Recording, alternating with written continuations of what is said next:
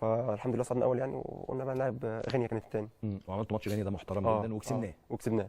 المغرب بقى، يوم المغرب ده بص احداث غريبه، واحد من افضل اهداف الكوره عامه يعني، الهدف اللي جابه محمود صلاح جول فرحنا في البدايه، فقلنا خلاص الامور ما جميله. بالظبط.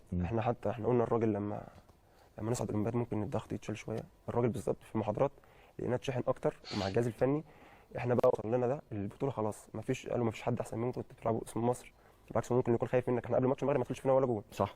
من 4 ماتشات ما دخلش فينا ولا جول. جولين بس دخلوا فينا في ماتش المغرب، وبعد النقص العدد. بعد النقص العدد يعني ما كانش فيك اهداف كمان وانت 11 لاعب. بالظبط. لما بقى خلاص بقى في مشكله. يعني دخلنا ماتش المغرب، احنا قلنا قالوا هيبقى فيه تقريبا 70,000 متفرج او حاجه زي كده.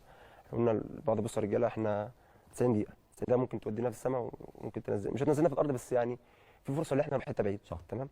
وبدات اصلا بعد ماتش غينيا وبعد ماتش الجابون الناس بدات تثق فينا شويه، والكلام بدا يكون ايجابي شويه. والراجل اصلا قال انا ما كنتش محتاج حد يتكلم عليكم عشان اثق فيكم او انتوا تثقوا في نفسكم. انا كنت عارف انت هتروح فين من اول بطوله. صحيح. ماتش المغرب نزلنا، دخلنا وصلنا الاستاد، دخلنا الملعب، شفنا الاجواء يعني معظم مش يعني 90% من اللعيبه اول مره يعيش ما شافش انا عن نفسي ما شفتش كده. المدرجات مليانه كلها. بالظبط. جماهير المغرب كمان عشان الناس تبقى عارفه، انا حضرت مباريات في المغرب كتير، لا الجمهور ما بيهداش. لا خالص. صوت عالي طول الوقت. شمال افريقيا عموما طبعا. بالظبط.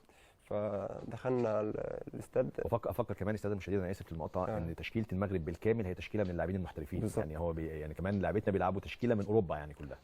وقبل كده عاملين ماتشات جامده، احنا كنا بنشوفهم وكده، بس الراجل قال بص هم اللي يخافوا منكم مش انتوا، والجماهير دي اول ما تجيبوا جون هيبقوا عليهم مش عليكم انتوا. ونزلنا الماتش اتفقنا يا رجاله احنا لازم نطلع بنتيجه ايجابيه من وسط الملعب، ده يومنا. فاهمني؟